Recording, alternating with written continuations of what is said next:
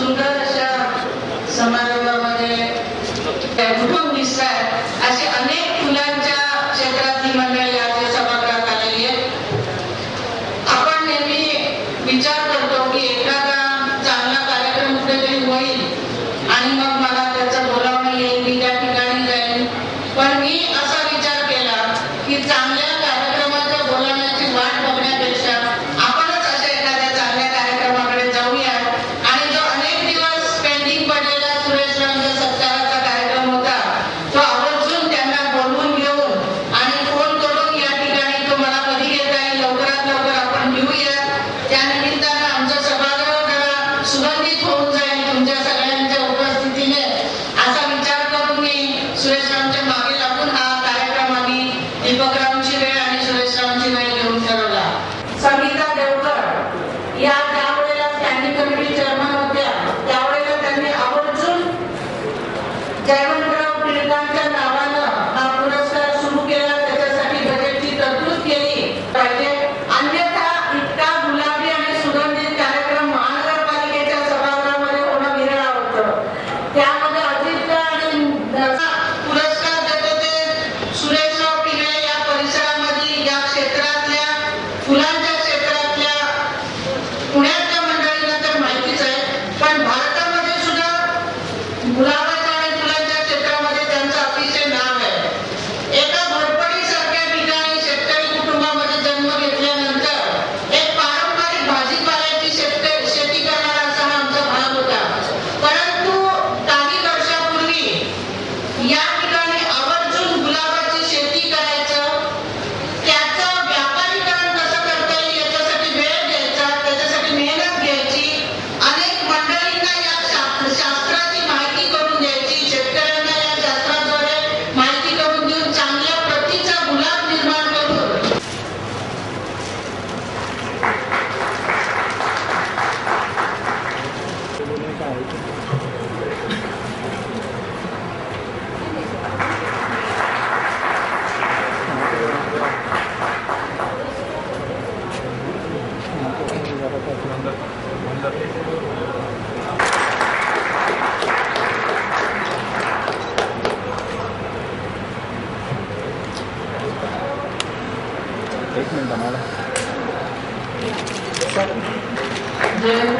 पुरस्कार माननीय सुरेशराव पिंगळे यांना माननीय महापौरांच्या हस्ते विनंती करतो.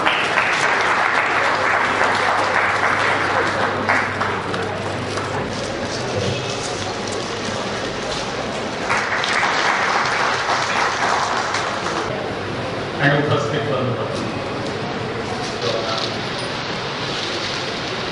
लोकमान्य यांचे नातू म्हणून गोवामुक्ती संयुक्त महाराष्ट्राचे अग्रणी म्हणून किंवा सभापती मंत्री खासदार म्हणून दादांची ओळख एक वेगळी असते, तरी एका हातात बंदूक आणि एका हातात गुलाबाचा फूल हा जो काही विरोधाभासाचा भाग त्यांच्यात होता तो अनेकांना नेहमीच अचंबित करत असतो.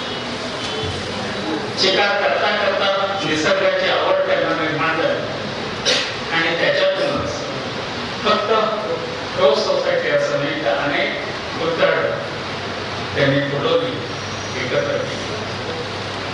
ती रोज सोसायटी सुरुवातीला आमच्या इथेच असल्यामुळे त्या सर्व गोष्टींचा मी खरं म्हटलं तर फार जवळून पाहिलेला आहे.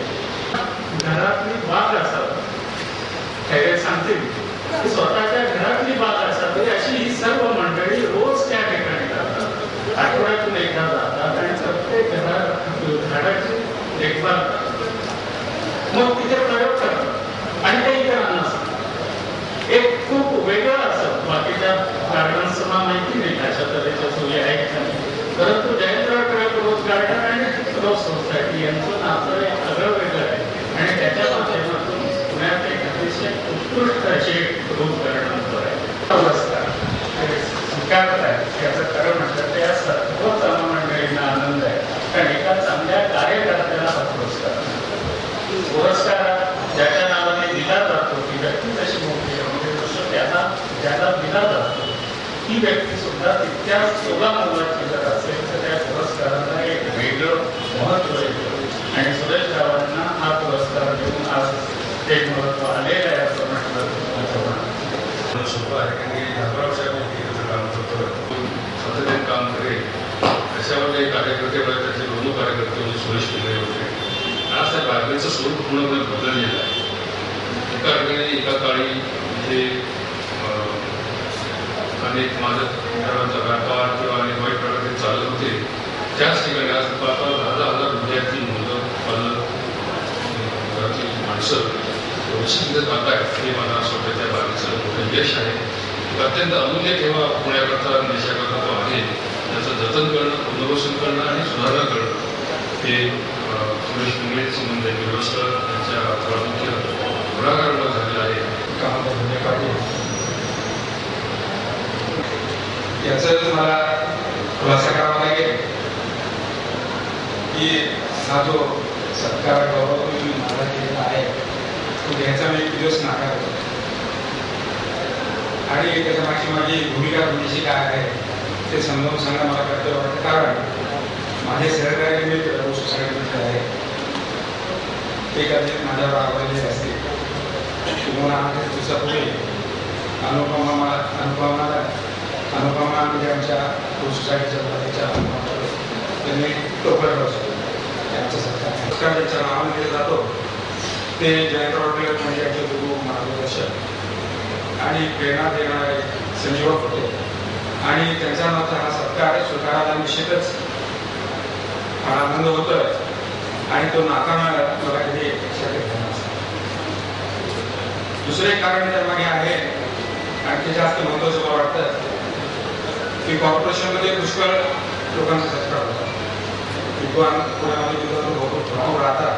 विद्वानांचा सत्कार होतात, कलाकारांचा सत्कार होतात, चित्रपटात काम करणाऱ्या नटांचे सत्कार होतात, नाट्यकर्मींचे सत्कार होतात, तमाशा कलाकारांचे सत्कार होतात. परंतु शेतकऱ्यांचा सत्कार क्वचित होतो. तेव्हा मला असं वाटलं की माझ्या रूपानं शेतकऱ्यांचा जर सत्कार या कार्यक्रमाच्या निमित्तानं होत असेल तर ही एक चांगली गोष्ट. तेव्हा मी थोडा उलटाही तपास करण्याचा प्रयत्न केला की किती शेतकऱ्यांचा सत्कार केला किंवा मला एकच उदाहरण त्यामध्ये आपल्याला त्याचा उल्लेख मुद्दाम करायला पाहिजे कारण तो त्याचा संदर्भ थोडासा आहे.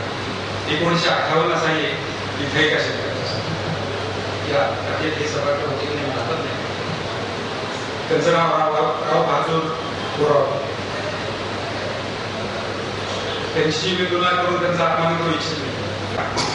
ती मंडळी सासवडवरून निघाली.